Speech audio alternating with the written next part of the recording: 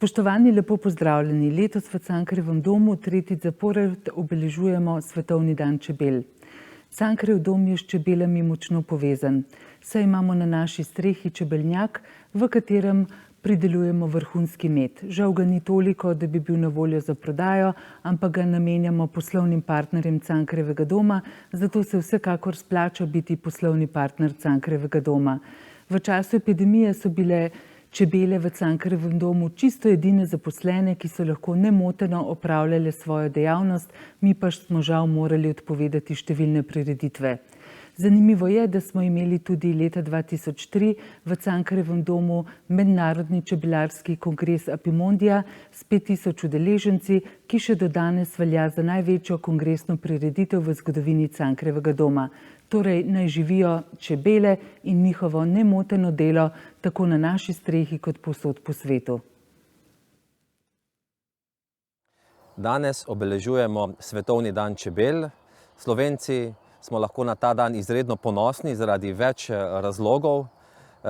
Tudi zaradi tega, ker je to bila, da smo prišli do Svetovnega dneva čebel, pomembna diplomatska zmaga.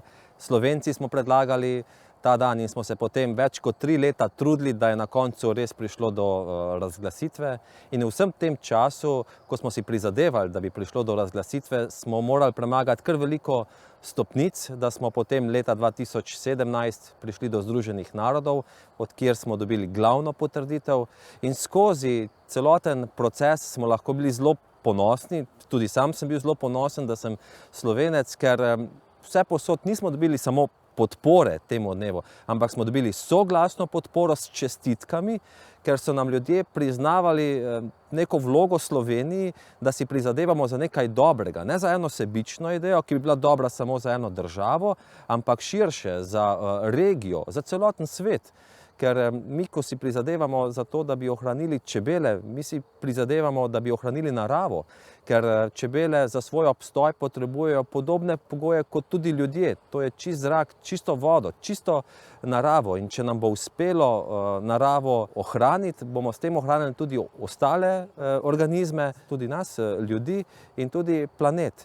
Tako da smo ponosni, da končno praznujemo Svetovni dan čebel. Seveda pa nimamo pravih razlogov za praznovanje, ker čebele v tem času nimajo pravih razlogov, da bi bile vesele, ali pa čebelari, da bi bili veseli, ker se pa v tem času imamo določene težave, s katerimi se spopadamo. In če naštejem samo 3, globalne klimatske spremembe imajo velik vpliv na čebelarje, na čebele, tudi pesticidov je še po mnogih državah, regijah je še preveč. V zadnjem času imamo tudi veliko težavo s prisotnostjo potvorjenega medu na trgu in tukaj se Slovenija vključuje v reševanje vseh teh težav.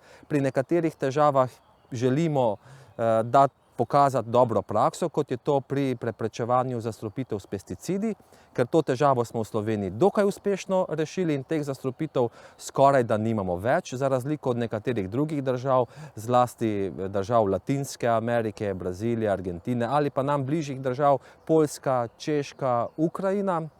Potem imamo naslednjo težavo globalne klimatske spremembe. Tukaj čebelari ne moremo veliko sami narediti, klimatske sprememb ne moremo v bistvu izničiti, lahko pa prilagodimo naše čebelarjenje, našo prakso, da čebelje lažje se spopadajo s težavami, ki jih globalne klimatske spremembe prinašajo. In to je predvsem, da v teh toplih, vročih mesecih, to sta zlasti julij in avgust, ko čebele v naravi ne najdejo nobene hrane, ker je prevroče in se vse posuši, da čebelari pa nagovarjamo tudi ostalo javnost, da sadi, seje čim več medovitih rastlin, ki dajo hrano čebelam v tem času, ker zdaj v maju, juniju je te hrane v izobilju, potem v juliju pa v avgustu je pa te hrane veliko manj. Pri preprečevanju ali pa pri zmanjševanju težave, ki jo pa predstavlja za nas čebelarje potvorjen med na trgu, pa želimo predvsem na evropskem nivoju, da se popravi zakonodaja na tem področju, da bo kupec, ko bo šel v trgovino, jasno lahko prepoznaval, kateri med je naš med od naših čebelarjev ali pa proizvod čebel in kateri med je tisti, ki s čebelami nima veliko skupnega in je bolj proizvod industrije. Mestna občina Ljubljana je izredno zeleno mesto, kar 40% celotne površine pokriva gozd, je izredno prijazna različnim živim bitjem, seveda tudi čebelam med drugim. Ravno sta nekako v tem času, ker je tako zelena, so čebele postale indikator čistega okolja in mesto jo je pravzaprav prepoznalo ne samo tisto, ki nam daje hrano na krožnike, ampak tudi tisto, ki je izredno pomembna kot zgodovinska figura, kot neko sociološko bitje, kot neka organiziranost, od katere se lahko zelo veliko naučimo. Tako smo 2015. leta ustanovili Čebeljo pot, v katero so se povezali vsi tisti, ki so prepoznali pomen čebele in ki so želeli nekaj dobrega narediti na področju tako razvoja čebelarstva, kot pravzaprav prepoznavnosti in promocije čebele. Danes tako združuje Čebelja pot veliko deležnikov, od kulturnih inštitucij, kot je tudi Cankarjev dom, do različnih čebelarjev, nevladnih organizacij, gospodarskih družb in vsi poskušamo narediti nekaj dobrega za čebelo. Bila je prepoznana kot zelo dobra praksa tudi na nivoju Evropske unije, tako pravzaprav to idejo Čebelje poti, povezovanja in dela z deležniki na terenu prenašamo v 5 evropskih mest. Največ pozornosti posvečamo predvsem razvoju urbanega čebelarstva. Začelo se vse skupaj, če lahko tako rečemo, v Cankarjevem domu in pa preraslo v neko zelo dobro in čudovito organizirano gibanje, ki je danes oziroma v letošnjem letu bilo nagrajeno tudi s plaketo mesta. Vsa ta prizadevanja, ki smo jih naredili v teh zadnjih letih, so nam prinesla naziv čebelam najbolj prijazna občina tako leta 2017 kot leta 2019. Nagrado pa smo prejeli iz rok Čebelarske zveze Slovenije.